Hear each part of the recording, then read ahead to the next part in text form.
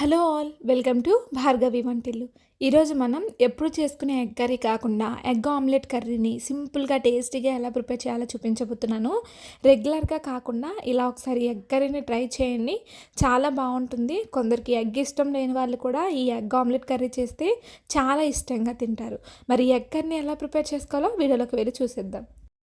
Egg omelette curry కోసం ఒక mixing jar తీసుకొని అందులో ఒక 5 ఉల్లిపాయల్ని, చిన్నగా ఉన్న ఉల్లిపాయల్ని కట్ చేసుకుని యాడ్ చేసుకోవాలి.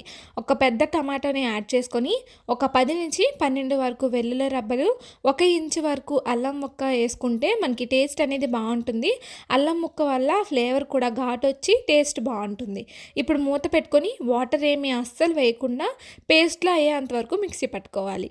ఎగ్ కర్రీ కోసం ఈ విధంగా మనకి మెత్తగా వచ్చేటట్టు మిక్సీ పట్టుకోవాలి. ఒకవేళ ఉల్లిపాయలు ఏమైనా ఎందు ఉండిపోతే మనకి టేస్ట్ అనేది కొంచెం బాగోదు. ఇలా మెత్తగా ఉంటే టేస్ట్ బాగుంటుంది. ఇప్పుడు స్టవ్ మీద ప్యాన్ పెట్టుకొని 1 టేబుల్ స్పూన్ వరకు ఆయిల్ని యాడ్ చేసుకోవాలి. ఆయిల్ మొత్తం ప్యాన్కి ఈ విధంగా అయ్యేటట్టు మొత్తం ఒకేలాగా ఇలా రోల్ చేసుకున్న తర్వాత ఒక 2 ఎగ్స్ని తీసుకొని ఈ విధంగా పగలగొట్టుకుని యాడ్ చేసుకోవాలి.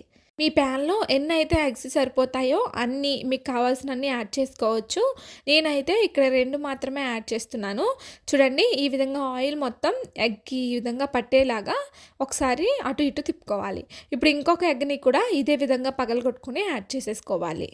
మీరు ఎన్ని ఎగ్స్ కావాలంటే అన్ని ఎగ్స్ని తీసుకోవచ్చు. ఇక్కడ నేను ఇద్దరికి చేస్తున్నాను కాబట్టి 2 ఎగ్స్ని తీసుకుంటున్నాను.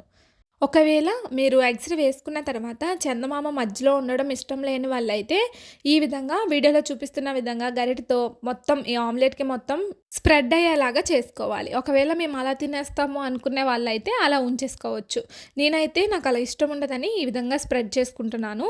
ఇప్పుడు దీనిపైన 1/2 టేబుల్ స్పూన్ వరకు కారాన్ని ఈ విధంగా జల్లుకోండి. చేత్తో అయినా స్పూన్తో అయినా ఆమ్లెట్ మొత్తం ఈ విధంగా జల్లుకున్న తర్వాత ఇప్పుడు రుచికి తగినంత ఉప్పుని ఈ విధంగా వేసేసుకోవాలి. దీనిపైన వేసేసుకుంటే సరిపోతుంది. ఇలా వేసేసుకున్న తర్వాత మీడియం ఫ్లేమ్లో ఎగ్ని ఉడికించుకోవాలి. చూడండి, ఈ విధంగా 2 ఎగ్స్ని ఈ విధంగా విడిదేసేసుకోవాలి.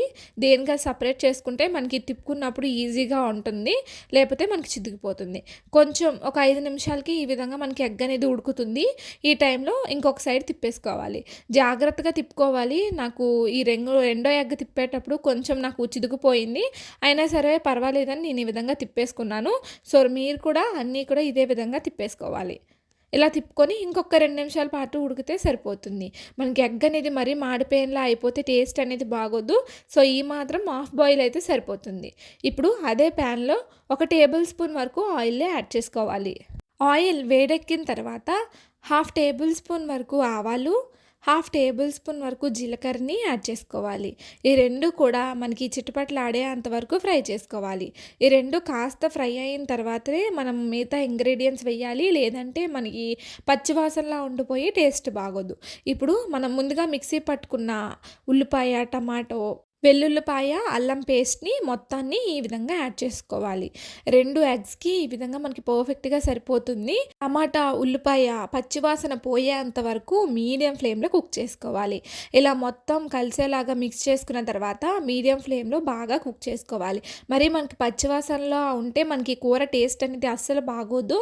సో మొత్తం పచ్చివాసన పోయేంత వరకు ఈ విధంగా కుక్ చేసేసుకోవాలి. మొత్తం ప్యాన్ నుంచి ఒక 2 నిమిషాల నుంచి 3 నిమిషాల వరకు ఈ విధంగా కలుపుకున్న తర్వాత కొంచెం సేపటికి వాటర్ అంతా ఇంకిపోయి మనకి పచ్చివాసన పోయి ఈ కలర్లో ఉంటుంది. మళ్ళీ ఒకసారి ఒక 2 నిమిషాల పాటు ఈ విధంగా కలుపుకోవాలి. ఇలా మనకి పచ్చివాసన పోతేనే టేస్ట్ అనేది బాగుంటుంది. ఇప్పుడు ఇలా పచ్చివాసన పోయిన తర్వాత 1 టేబుల్ స్పూన్ వరకు కారం, 1 టేబుల్ స్పూన్ వరకు ఉప్పు, 1/2 టేబుల్ స్పూన్ వరకు egg masala powder, 1/2 table spoon ధనియాల, జీలకర్ర పౌడర్ని యాడ్ చేసుకోవాలి. ఎగ్ మసాలా పౌడర్ అనేది మీ దగ్గర ఉంటే యాడ్ చేసుకోండి, లేదంటే స్కిప్ చేసేయచ్చు. ఇందులో మసాలాలు ఏమి వేయకపోయినా సరే టేస్ట్ అయితే అదిరిపోతుంది. సో మసాలాలన్నీ ఈ విధంగా పేస్ట్కి పట్టేలాగా మిక్స్ చేసేసుకోవాలి. ఈ విధంగా పేస్ట్కి పట్టిన తర్వాత ఇప్పుడు మీడియం ఫ్లేమ్లోకి టర్న్ చేసుకొని 1 కప్పు వరకు వాటర్ని యాడ్ చేసుకోవాలి. ఒక కప్పు వరకు వాటర్ అనేది మనకు పర్ఫెక్ట్‌గా సరిపోతుంది. ఒకవేళ మాకు ఇంకొంచెం గ్రేవీలా కావాలి అనుకున్న వాళ్ళైతే ఇంకొంచెం వాటర్‌ని ఎక్స్‌ట్రా యాడ్ చేసేసుకోవచ్చు. ఇప్పుడు మొత్తం ఈ ఉల్లిపాయ, టమాటా పేస్ట్ మొత్తం ఈ వాటర్‌లోకి బాగా కలిసి గ్రేవీలా వచ్చేంత వరకు ఈ విధంగా మిక్స్ చేసుకోవాలి. ఇలా బాగా కలుపుకొని మనకి మరుగుతుంది చూడండి. ఈ టైంలోనే మనం ఇందాక కుక్ చేసుకొని పక్కన పెట్టుకున్న ఎగ్ ఆమ్లెట్స్‌ని ఈ విధంగా యాడ్ చేసేసుకోవచ్చు. ఈ విధంగా యాడ్ చేసేసుకోవాలి. మొత్తం అన్నీ కూడా ఈ వాటర్‌లోకి ఎగ్ అనేది ములిగే అంతలాగా మనం ఈ విధంగా యాడ్ చేసుకోవాలి. ఒకవేళ మనకి ఆమ్లెట్ అనేది ములగకపోతే ఇంకొంచెం వాటర్‌ని ఎక్స్‌ట్రా యాడ్ చేసుకోవచ్చు. ఇప్పుడు ఒక గరిటె పెట్టుకొని లోపలికి ఈ విధంగా అంచుకుంటూ మనం కుక్ చేసుకోవాలి. ఇలా కొంచెం సేపటికి మనకి వాటర్ మొత్తం ఇంగిరిపోయి మనకి గ్రేవీ అవుతుంది. మళ్ళీ ఒకసారి ఈ విధంగా అడుచుకుంటూ, తిప్పుకుంటూ మనం కుక్ చేసేసుకోవాలి. ఇప్పుడు అర టేబుల్ స్పూన్ వరకు లేదా ఒక టేబుల్ స్పూన్ వరకు కొత్తిమీరని ఈ విధంగా జల్లుకుంటే మనకి ఫ్లేవర్ అనేది చాలా బాగుంటుంది. ఇలా యాడ్ చేసేసుకొని గ్రేవీ అనేది మనకి చిక్కబడిన తర్వాత ఇప్పుడు స్టవ్ ఆఫ్ చేసేసుకోవాలి. మనకి ఈ విధంగా గ్రేవీ ఉంటే సరిపోతుంది. చల్లారిన తర్వాత ఇంకొంచెం థిక్‌గా అయిపోతుంది. ఇప్పుడు వేడి వేడి అన్నంలో ఎగ్ ఆమ్లెట్‌ని వేసుకొని సర్వ్ చేసుకుంటే చాలా బాగుంటుంది. ఒకటి కాదు, రెండు కాదు, మూడైనా తినాలనిపిస్తుంది. అంత టేస్టీగా ఉంటుంది. రెగ్యులర్‌గా చేసుకునే ఎగ్ కర్రీ బోర్ కొడితే ఇలా ఒకసారి డిఫరెంట్‌గా ట్రై చేయండి. చాలా బాగుంటుంది. టేస్ట్ అయితే అదిరిపోతుంది. ఎగ్ ఆమ్లెట్ కర్రీని మీరు కూడా ట్రై చేయండి ఖచ్చితంగా. ట్రై చేసి మీకు ఎలా కుదిరిందో మీ ఫీడ్‌బ్యాక్‌ని నాకు కామెంట్ చేయడం మర్చిపోకండి. మరెన్నో ఇలాంటి వీడియోస్ కోసం మన ఛానల్‌ని సబ్స్క్రైబ్ చేయండి.